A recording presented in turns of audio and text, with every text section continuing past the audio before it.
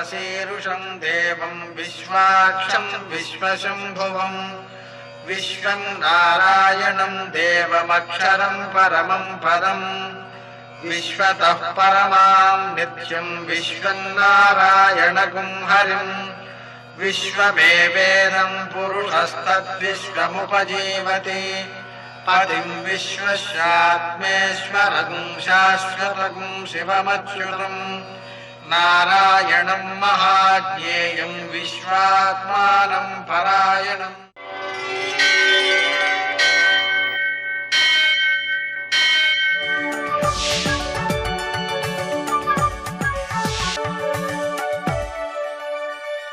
सूर्यशौर्यमथेन्दुरिन्द्रपदवी सन्मङ्गलं मङ्गलम्। आञ्जनेय महाबाहो हरिराय हरिप्रिय त्वं मां निरीक्ष्य शीघ्रं मे సత్కార్యం సఫలం కురు. నేటి కాలమాన విశేషాలను గమనిద్దాం. స్వస్తి శ్రీ చాంద్రమాన జయనామ సంవత్సరం ఉత్తరాయణం శిశిర ఋతువు మాఘమాసం శుక్లపక్షం మంగళవారం. సూర్యోదయం 6:52 సూర్యాస్తమయం 6:04. తిథి అష్టమి రాత్రి 9:56 వరకు. నక్షత్రం అశ్విని ఉదయం 11:12 వరకు. వర్జం ఉదయం 7:18 నుంచి 8:52 వరకు. మరల రాత్రి 8:47 నుంచి 10:23 వరకు. దుర్ముహూర్తం ఉదయం 9:06 నుంచి 9:51 వరకు. మరల రాత్రి 11:11 నుంచి 12:02 వరకు. అమృతకాలం తెల్లవారుజామున 6:22 ప్రారంభం. రాహుకాలం మంగళవారం కాబట్టి మధ్యాహ్నం 3 నుంచి 4:30 వరకు. నేటి శుభ సమయం అష్టకౌలిక రీత్యా శుభప్రదమైనటువంటి సమయం ఉదయం 7 గంటలకి. ఆ సమయంలో చేసేటువంటి దానాధికం చాలా ఉత్తమమైన ఫలితాలను అందజేస్తుంటుంది. విశేషించి ఈరోజు భీష్మాష్టమి. ఈ రథసప్తమితో ఉత్తరాయణం ఆరంభమవుతోంది అని గుర్తించేవారు భీష్ముని యొక్క కాలంలో. ఆ విధంగా ఉత్తరాయణం వచ్చే వరకు ఆగి ఈ రోజు నుంచి వరుసగా రోజు ప్రాణం చొప్పున విడిచిపెడుతూ భీష్మ ఏకాదశి భీష్మ ద్వాదశి అని అంటారు. ఆ విషయానికి సంకేతంగా దీన్ని భీష్మాష్టమి అంటారు. మనం ఏం చేయాలంటే భీష్మాచార్యుల వారిని పూజించాలి. ఆయన సర్వజ్ఞుడు. ఎంతటి వాడంటే కృష్ణుణ్ణి ప్రశ్నిస్తే తాను చెప్పకుండా భీష్మాచార్యుల వారి ద్వారా వర్ణాశ్రమ ధర్మాలు అన్నిటినీ కూడా మోక్ష ధర్మాలతో సహా అన్నిటినీ ఆ ధర్మరాజుకి చెప్పించాడు. తాత్పర్యం ఏమిటి? ఆయన 300 సంవత్సరాలు బృహస్పతి దగ్గరకు వెళ్ళి జ్ఞానార్జన చేశాడు, చదువుకున్నాడు. కాబట్టి ఆ భీష్మాచార్యుల వారి యొక్క గొప్పతనం కృష్ణుడు గుర్తించాడు. నేటి ఆణిముత్యాలు.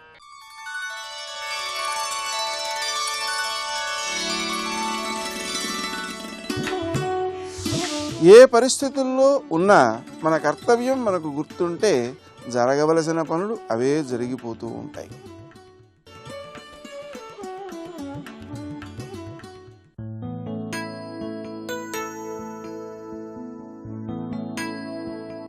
ఓ ఆనందం, ఓ విషాదం, ఏది జరిగినా కర్మ అనుకుంటారు అందరూ. కానీ ఏమీ జరగకూడదనే భయంతో వాస్తవాలకి దూరంగా ఉండడమే నిజమైన కర్మ.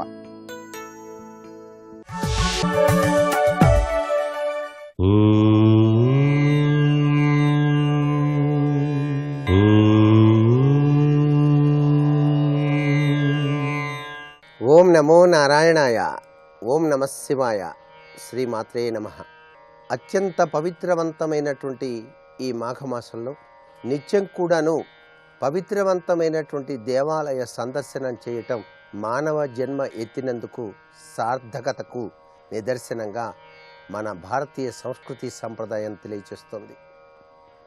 మీరు ఎప్పుడైనా సరే ఏ ఊరు వెళ్ళినా లేక ఊళ్ళో అయినా సరే దేవాలయాన్ని సందర్శించేటప్పుడు గమనించవలసిన సూత్ర ప్రాతిపదికలు కొన్ని ఉన్నాయి.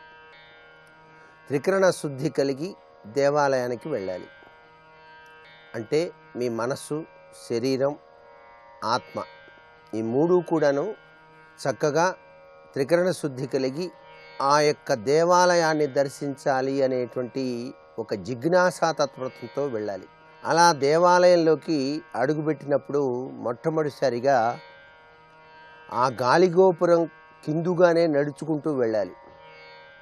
ఆ గాలిగోపురం ప్రారంభంలోనే మీ మనస్సు పవిత్రత చెందటానికి అక్కడ గనక నీరు గనక ఉన్నట్లయితే చేతులు కాళ్ళు కడుక్కొని చక్కగా నీటిని అలా చల్లుకుంటూ అపవిత్ర పవిత్రోవా సర్వావస్థాంగతోపివా అని చెప్పేసి అనుకొని ఆ గాలిగోపురం నుంచి లోపలికి వెళ్ళాలి.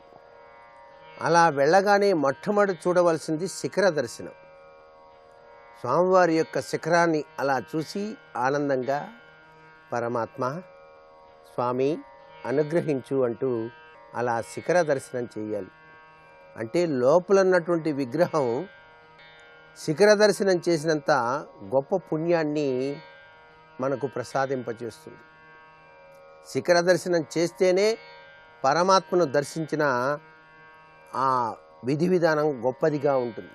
అందుకే తిరుమల వెంకటేశ్వర స్వామిని దర్శించడానికి వెళ్ళినప్పుడు విమాన గోపురం దర్శిస్తేనే చాలా అద్భుతవంతమైనటువంటి మానసిక శాంతి కలుగుతుంది. అంత విశేషం ఈ యొక్క శిఖర దర్శనంలో ఉంది. అలా లోపలికి వెళ్ళగానే పెద్ద గడప ఉంటుంది కదండి. దేవాలయంలోకి లోపలికి వెళ్ళాలంటే ఒక ప్రాంగణంలోకి ఆ గడప చేసుకున్న పుణ్యానికి ఆ గడపకి దండం పెట్టుకోవాలి. ఎక్కడో ఏ కొండల్లోనో పడేసిన రాయి ఈనాడు ఈ దేవాలయంలో ఈ గడపగా మారింది. పెద్ద గడప, రాతి బండ గడపగా మారిపోయింది. అది చేసుకున్న పుణ్యంగా మనం భావిస్తూ దానికి నమస్కారం చేసి లోపలికి ప్రవేశించి ధ్వజస్తంభానికి నమస్కారం చేసి తరువాతనే గుడి ప్రాంగణం అంతా కూడా ప్రదక్షిణం చేయాలి. ఇలా ప్రదక్షిణం చేసినట్లయితే అన్ని దేవుళ్ళకి కూడా ప్రదక్షిణం చేసిన పుణ్యఫలాన్ని పొందటానికి ఆస్కారం ఉంటుంది అనేటువంటి సాంప్రదాయ లక్షణాన్ని ప్రతి ఒక్కరూ కూడా పాటించి భగవంతుని యొక్క కృపారస దృష్టికి పాత్రులై తరిద్దామా. మరి సర్వే జనా సుఖినో భవంతు.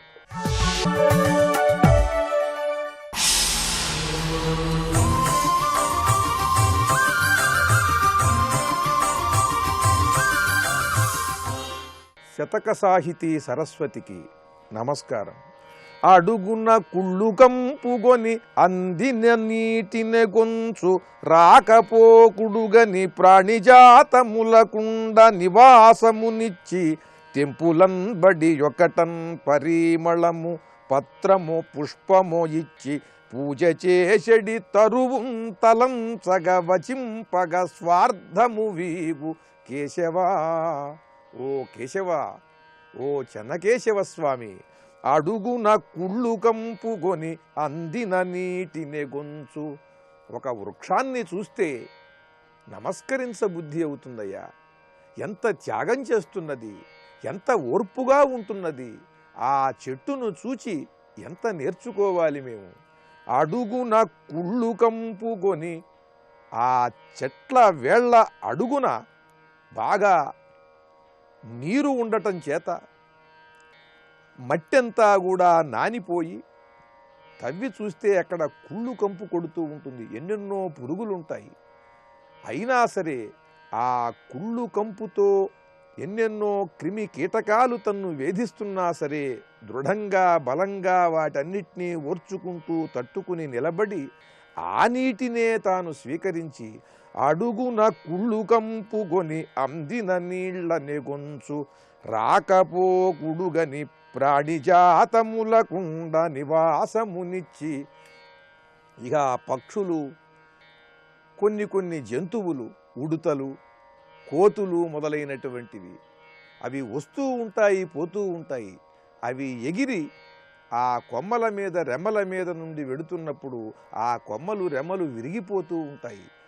అవి వెడుతూ వస్తూ ఉన్న తమ నివాసాలను ఆ చెట్లపైన ఏర్పరచుకుని ఉన్నా సరే ఇవి ఓర్చుకుని ఆనందిస్తూ ప్రాణిజాతములకుండ నివాసమునిచ్చి వాటికి నివాసాన్ని కల్పిస్తూ తెంపులన్ బడి ఇక మానవులు ఎవరి ఇష్టం వచ్చినట్టుగా వారు ఎవరికి కావాల్సిన కొమ్మలు వారు కొట్టివేసుకుని వెడుతూ ఉంటారు. ఆ కొమ్మని ఆ రెమ్మని విరుచుకుని వెడుతుంటే కూడా బాధకి ఓర్చుకుని అలాగే ఉంటాయి. మళ్ళీ చిగురించి రెమ్మలు వేసి కొమ్మలుగా మారి మళ్ళీ అవి అందిస్తూనే ఉంటాయి పుష్పాలను ఫలాలను. ఒకటన్ పరిమళము పత్రము పుష్పము ఇచ్చి ప్రతి చెట్టు కూడా ఏదో ఒక ప్రయోజనాన్ని మనకు కల్పిస్తున్నది. ఔషధంగా మనకు మారి అది ఎన్నో సేవలు చేస్తున్నది. సుగంధాలనిచ్చే పుష్పాలను అవి ఇస్తున్నాయి, మధురమైన ఫలాలను అందిస్తున్నాయి, ఆహారాన్ని ఇస్తున్నాయి. ఈ విధంగా ప్రతి చెట్టు ఏదో ఒక విధంగా ఉపయోగపడుతోంది. తరువుం తలంచగా ఈ విధంగా సేవలు చేస్తున్నటువంటి ఈ చెట్టుని ఒక్కసారి తలుచుకుంటే వచింపగా ఈ చెట్టు చేస్తున్నటువంటి సేవలను తెలియజేస్తుంటే దాని గురించి మాట్లాడుకున్నా ఒక్కసారి ఆలోచించినా కూడా స్వార్థము వీగు కేశవ, ఈ చెట్టు యొక్క గొప్పదనాన్ని మనం ఆలోచించినా మాట్లాడుకున్నా చర్చించుకున్నా మనలో ఉండే స్వార్థం సడలిపోతుంది, కొంతైనా వదిలిపోతుంది అని తెలియజేస్తూ చెట్టులాగే ప్రతి వ్యక్తి కూడా సాటివారికి సమాజానికి ప్రకృతికి సహాయపడాలి అని చక్కని పద్యరచన చేసి గొప్ప శతకాన్ని మనకు అందించిన బహుభాషా కోవిదులు పండిత కవులు శ్రీ మాదిరాజు లక్ష్మీనారాయణ శర్మ గారి కేశవ శతకంలోని మరి ఒక పద్యం గురించి రేపు ఉదయం తెలుసుకుందాం. ఓం నమో నారాయణాయ. హనుమాను గురుదేవు చరణములు ఇక పర సాధక శరణములు.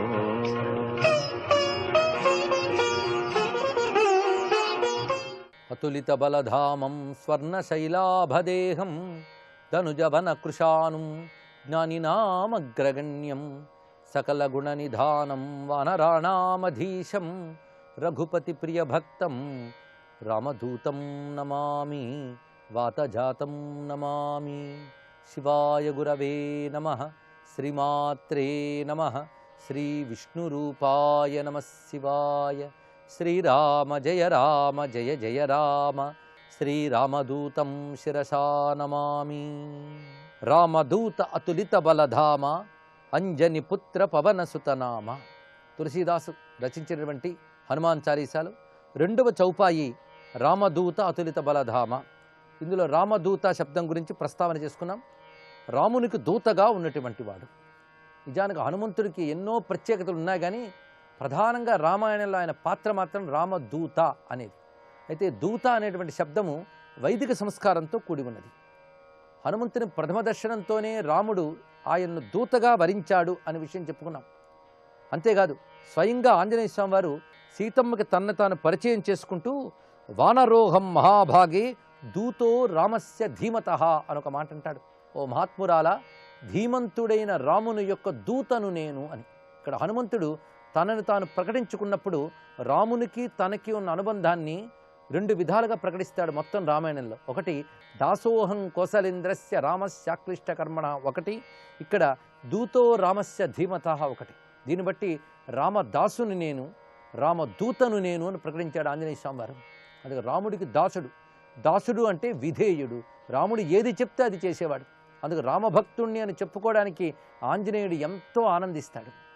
ఆ భక్త శబ్దమే దాస శబ్దం ద్వారా తెలియబడుతున్నది. తర్వాత రామదూతను అన్నాడు. ఇక్కడ ఈ రామదూత అనేది భక్తిపరంగా కథాపరంగా చూడడమే కాకుండా యజ్ఞపరంగా శాస్త్రపరంగా చూస్తే అద్భుతమైన రహస్యాలు ఇందులో దాగి ఉన్నాయి.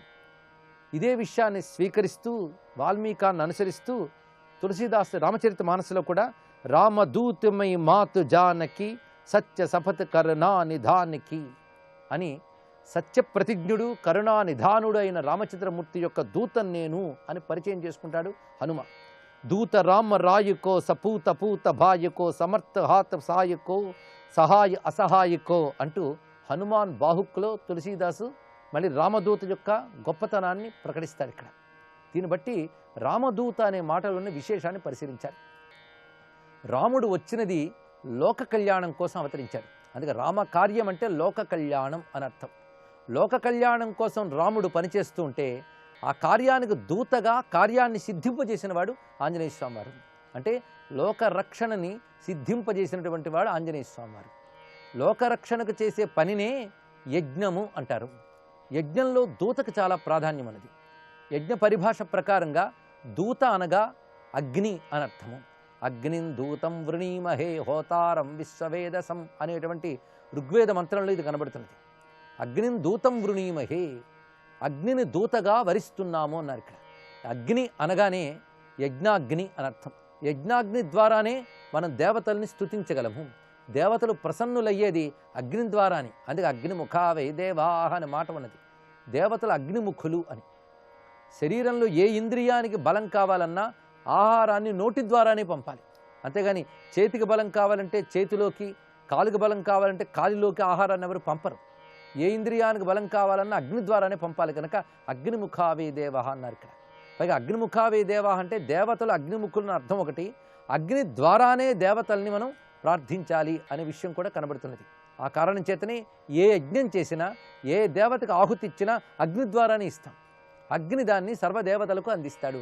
ఎలాగైతే జఠరాగ్నిలో వేసిన ఆహారము అది పచనమై సర్వేంద్రియములకు శక్తినిస్తున్నదో, అగ్నిస్వరూపమైన యజ్ఞదేవతకు మనం ఇచ్చినటువంటి ఆహుతులు సర్వదేవతలకు అందుతున్నాయి. అందుకే సర్వదేవతలకి శక్తినిచ్చేది యజ్ఞాగ్ని. అందుకే యజ్ఞాగ్ని అంటే మామూలు నిప్పుగా భావించరాదు. రుద్రో యయేషదగ్ని అని వేదమే చెప్తున్నది ఇక్కడ. ఆ అగ్నియే రుద్రుడు, అంటే యజ్ఞాగ్నియే రుద్రుడు. యజ్ఞాగ్ని అయిన రుద్రుణ్ణి దూతగా చెప్పారు. అగ్నిం దూతం వృణీమహే అని. ఈ విధంగా యజ్ఞాగ్నిని దూతగా చెప్తున్నారు. రామచంద్రమూర్తి యొక్క దూతగా హనుమంతుడిని చెప్తున్నారు. రామదూత అయిన హనుమంతుడు, యజ్ఞాగ్ని రెండూ ఒక్కటే. యజ్ఞాగ్నినే రుద్రుడు అని వేదం చెప్పింది కనుక రుద్రస్వరూపుడైన హనుమంతుడే యజ్ఞాగ్ని రూపుడు. అందుకే రామదూత అంటే యజ్ఞాగ్ని స్వరూపుడు అని అర్థం. ఇక్కడ ఇంత రహస్యం ఉన్నది. అందుకే అగ్నిదూతం వృణీమహైన మంత్రంతో దీనికి అనుసంధానం. ఈ మాట ఏదోలా అన్వయించడం కాదు, శాస్త్ర ప్రమాణం దీనికి కనబడుతున్నది. శివం స తనుతాం రామో యస్య దూతం మహాబలం స్తౌతి వాయుసుతం వీరం అగ్నిమిత్యాదికా శృతి అని. ఇక్కడ వాయుసుతం వీరం, వాయుపుత్రుడైన వీరుడైనటువంటి శివస్వరూపుడైన హనుమంతుని వేదము అగ్నిమిత్యాదికా శృతి, అగ్నిదూతం వృణీమహే మొదలైన మంత్రములతో స్తుతిస్తూ ఉన్నది అన్నారు. ఒక మహానుభావుడైతే హనుమంతుని యొక్క తత్వాన్ని వేదోపదేశ చంద్రిక అనేటువంటి గ్రంథంలో వ్యాఖ్యానిస్తూ ఋగ్వేదంలో చెప్పిన ప్రథమ మంత్రం అగ్నిమీలై పురోహితం అనేటువంటిది హనుమంతుని చెప్తున్నది అన్నాడు ఇక్కడ. దీన్ని బట్టి ఎంత ప్రాధాన్యం కనిపిస్తున్నదో. ఇలా మనం పరిశీలిస్తే యజ్ఞాగ్ని స్వరూపుడే ఆంజనేయ స్వామి వారు. యజ్ఞాగ్ని సర్వదేవతలకు ఎలా బలాన్ని ఇస్తున్నదో, దేవతాంశాలతో ఉన్నటువంటి వానరులందరికీ బలాన్ని ఇచ్చినటువంటి వాడు ఆయన. మొత్తంగా యజ్ఞ కార్యము, యజ్ఞ ఫలము విష్ణు స్వరూపం, అది రామచంద్రమూర్తి. ఈ కోణంతో మనం పరిశీలిస్తే రామాయణమంతా ఒక యజ్ఞస్వరూపంగా గోచరిస్తుంది. రాముడు యజ్ఞో వై విష్ణు అని చెప్పబడ్డ విష్ణువు, హనుమంతుడు యజ్ఞాగ్ని స్వరూపుడైనటువంటి రుద్రరూపుడైనటువంటి దూత. ఇక సీతమ్మ ఎవరయ్యా అంటే యజ్ఞమునందు వినియోగింపబడే వేద విజ్ఞానమంతా సీతమ్మ, ఆవిడ వేదవతి. ఇలా మనం పరిశీలిస్తే వేదము సీతమ్మ, యజ్ఞస్వరూపుడు నారాయణుడైన రామచంద్రమూర్తి, యజ్ఞాగ్ని రూపుడు హనుమంతుడు. వీరు ముగ్గురు చేసిన ఒక మహాయజ్ఞమే రామాయణం. అందుకే రామాయణ పారాయణం చేస్తే అనేక యజ్ఞములు చేసిన ఫలితం లభిస్తున్నది. రామకథ శ్రవణం చేసినా, మననం చేసినా యజ్ఞ ఫలములు లభించి జన్మ చరితార్థమవుతున్నది. అందుకే రామకథ కేవలం ఒక ఆదర్శ మానవుడి కథ మాత్రమే కాదు, అది యజ్ఞ సంకేతముల రహస్య పేటిక. ఇది తెలుసుకోవాలి. అందుకే రామదూత అనే శబ్దం ఇంత విశేషంగా మనకి అగ్నిదూతం వృణీమహే అనే వేదమంత్రమంత ప్రసిద్ధిగా కనబడుతుంది. ఇక్కడ దూత అన్నప్పుడు కేవలం వార్తలు చేరవేసేవాడు, రాయబారి, సందేశాన్ని తీసుకెళ్లేవాడు అర్థం తీసుకోకూడదు. దూతకి ఎన్ని లక్షణాలు ఉండాలో రాజనీతి శాస్త్రం చెప్తున్నది. అవన్నీ ఉన్నవాడు రాజుతో సమానుడై ఉండాలి. అసలు వాల్మీకి రామాయణంలోనే పరిపాలనా విభాగం ఎలా ఉండాలంటూ పొలిటికల్ అడ్మినిస్ట్రేషన్ గురించి చాలా చెప్పారు. అంటే అప్పటికే ఒక నాగరికమైనటువంటి రాజ్య పరిపాలన విధానం మనకు ఉండేది అనేది కనీసం స్పృహతోనైనా ఆలోచించాలి భారత జాతి ఇప్పటికైనా. ఆనాటి విలువలు, ఆనాటి రాజకీయపు విలువలు, పరిపాలనా దక్షతలు తెలుసుకుంటే మంచి నాయకులను మనం పొందగలం, మంచి భారతదేశాన్ని తిరిగి సాధించగలం. అదే రామరాజ్యం అంటే.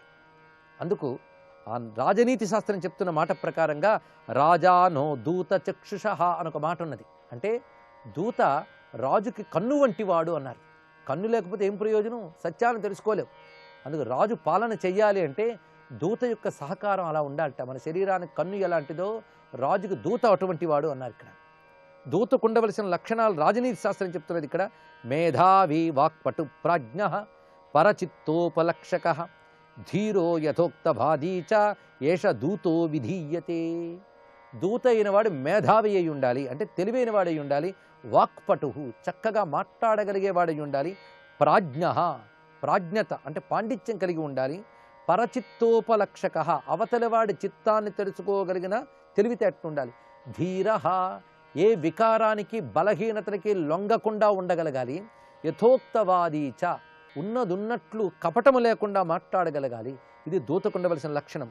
ఇంకా చెప్తున్నారు ఇక్కడ, గుణీ భక్త శుచిర్దక్ష ప్రగల్భో వ్యసనీ క్షమీ. గుణవంతుడై ఉండాలి, భగవద్భక్తుడై ఉండాలి. ఎందుకంటే భగవంతుడు నమ్మినవాడు తప్పు చేయడు, ఇది తెలుసుకోవాలి. అందుకే భక్తుడై ఉండాలి, శుచి అయి ఉండాలి.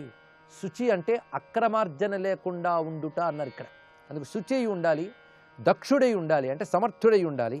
పైగా మాటలను ఏదో దాచిపెట్టడం కాకుండా చక్కగా స్పష్టంగా ప్రగల్భంగా పలకగలగాలి. అవ్యసని వ్యసనపరుడు కారాదు, సహనశీలయ్యి ఉండాలి. పరమర్మజ్ఞ ఇతరుల యొక్క హృదయంలో ఉన్న తెలుసుకోవడమే కాకుండా ప్రతిభానవాన్ ప్రతిభ గలవాడి ఉండాలి. సాకారో నిస్పృహో వాగ్మి నానాశాస్త్ర విచక్షణ మంచి ఆకారం కలిగి ఉండాలి. దేనియందు ఆశ లేని వాడై ఉండాలి. ఇది చాలా ముఖ్యం. ఎందుకంటే దూతలు శత్రువులతో కూడా మాట్లాడుతుంటారు. అప్పుడు శత్రువులు ఏవైనా ఆశలు పెడితే వాడు అసలు రాజుకే ప్రమాదం కలిగిస్తూ ఉంటాడు. అందుకు దూత అయినవాడు ఆశపోతు కారాదు, నిస్పృహ దేనియందు ఆశ లేనివాడై ఉండాలి. వాగ్మి నానాశాస్త్ర విచక్షణ సర్వశాస్త్రముల యొక్క విచక్షణత్వం తెలియాలి. విచక్షణ శబ్దం చాలా విశేషం అండి. ఎందుకంటే శాస్త్రాలు బాగా చదివి అదో రకం చాదస్తంగా మారిన ప్రమాదం. ఆ చాదస్తపు వాక్యాలు పట్టు కూర్చోకూడదు. ఆ శాస్త్రముల్ని ఎలా గ్రహించాలో అలా గ్రహించాలి, జీవితంలో ఎలా అన్వయించాలో అలా అన్వయించాలి. ఆ నేర్పరితనానికి విచక్షణ అని పేరు. అందుకే నానాశాస్త్ర విచక్షణ పరచిత్తావగంతాచ రాజ్ఞో దూతస్స ఇష్యతే అని దూత లక్షణాలు ఎలా ఉండాలో చెప్పారు ఇక్కడ. రాజంతటి వాడు దూత అనే మాట మనకి వాల్మీకి రామాయణంలో కనబడుతుంది. ఇక రాజనీతి శాస్త్రం చెప్పిన దూత లక్షణాలన్నీ ఒక దగ్గర తెచ్చుకుని ఇప్పుడు మనం చెప్పుకున్నాం. ఇప్పుడు ఈ లక్షణాలన్నీ హనుమంతుల్లో మనకు మూటగట్టి కనిపిస్తాయి. మేధావి వాక్పటు ప్రాజ్ఞ ఇత్యాది లక్షణములన్నీ కూడా. అదేవిధంగా నిస్పృహ దేనియందు ఆశ లేనివాడు. నిజానికి ఉపకార లక్షణము త్యాగ లక్షణము హనుమంతుడి దగ్గర గొప్పగా మనకు కనబడుతుంది. ఆ రెండు లక్షణాల దగ్గర గొప్పగా ఉన్నాయి కనుకనే రామదూత శబ్దంలో ఈ లక్షణములన్నీ మనం చూస్తున్నాం. అందుకే రామదూత అనే మాట వచ్చినది. రామ అనగా ఆనంద స్వరూపుడు. ఆనందం ఏమిటయ్యా అంటే లోకక్షేమమే. దానికి సహాయపడి సాధించిన వాడు రామదూత. అందుకే రామదూత అంటే లోక కళ్యాణం అనే రామకార్యాన్ని నెరవేర్చిన వాడు అనే భావం కలుగుతుంది. అందుకే ఈ నామం అనగానే యజ్ఞాగ్ని రగిల్చినంత శక్తి రగిలి మనకి సర్వ దేవతల హితము సర్వలోకహితము పరమేశ్వరుని యొక్క అనుగ్రహము లభిస్తున్నది. అందుకే దివ్య మంత్రమైంది. ఇక అతులిత బలధామ అనే మాటలు ఉన్న అద్భుతాన్ని రేపు పరిశీలిద్దాం. సర్వం శ్రీ రామదూత చరణారవిందార్పణమస్తు.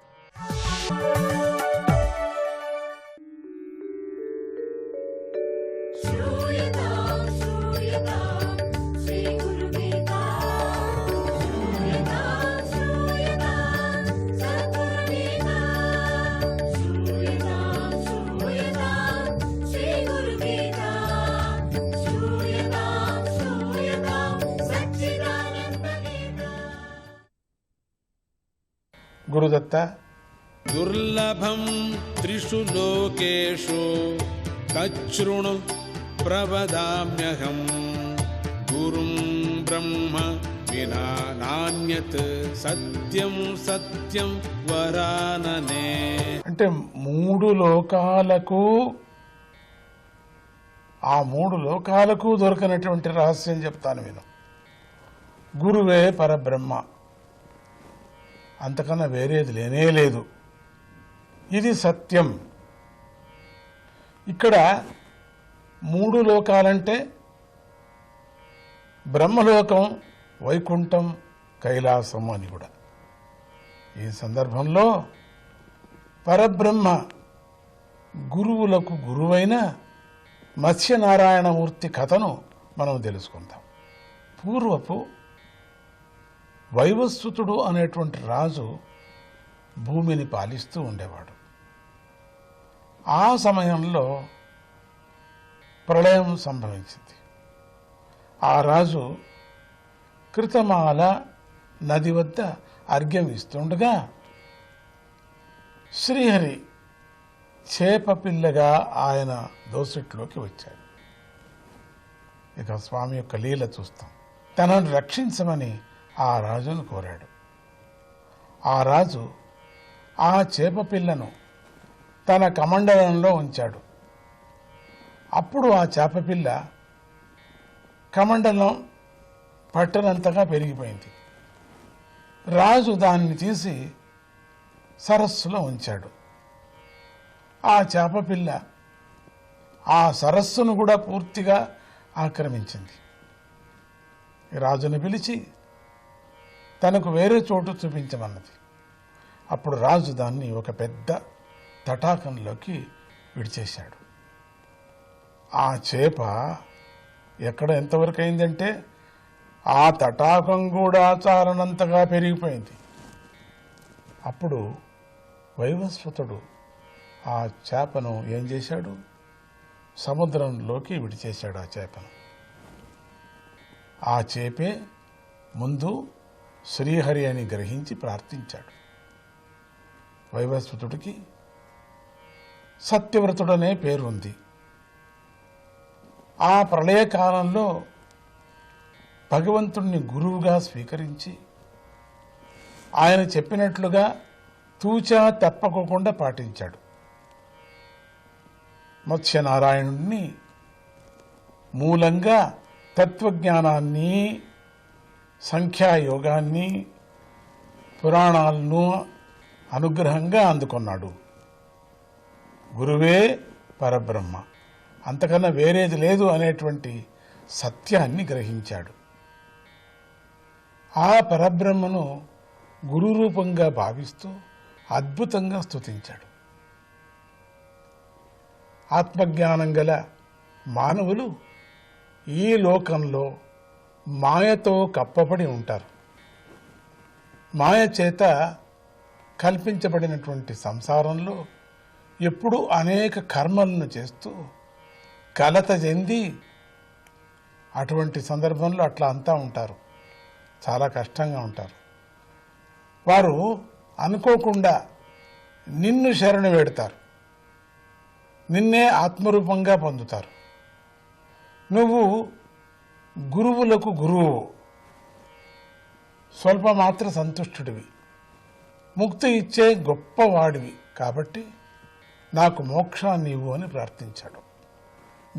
గురు అనుగ్రహం వల్ల మన్వంతరానికి అధిపతి అయ్యాడు. ప్రస్తుతం నడుస్తున్నటువంటి మన్వంతరమే వైవస్వత మన్వంతరం. ఆ వైవస్వతుడే సత్యవ్రతుడు. సత్యవ్రతునిలాగా మాట తప్పకోకుండా ఎన్ని కష్టాలు వచ్చినా గురువును విశ్వసించిన వాడు గొప్పగా అనుగ్రహించబడతాడు.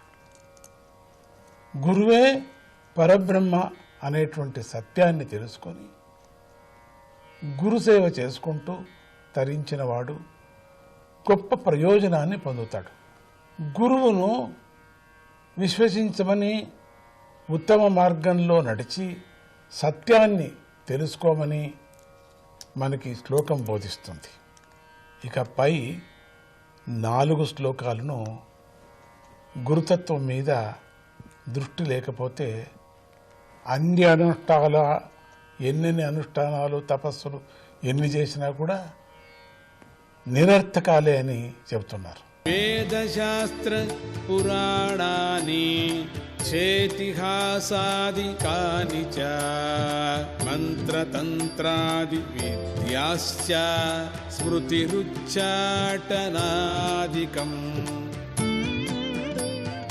శైవశాక్తాగమాదీని హన్యే చ బహవో మతాః భ్రామక సర్వ ఏవైతే జీవినామల్పచేతసాం. వేదాలు, శాస్త్రాలు, పురాణాలు, ఇతిహాసాలు, మంత్రతంత్ర విద్యలు, స్మృతులు, అభిచార విద్యలు, శైవాగమాలు, శక్తి ఆగమాలు, ఇలా అనేకంగా ఉన్నటువంటి విద్యలన్నీ అల్పబుద్ధులైన వారిని భ్రమలో పడివేసేవి. అటువంటివంతా కూడా. జై గురుదత్త.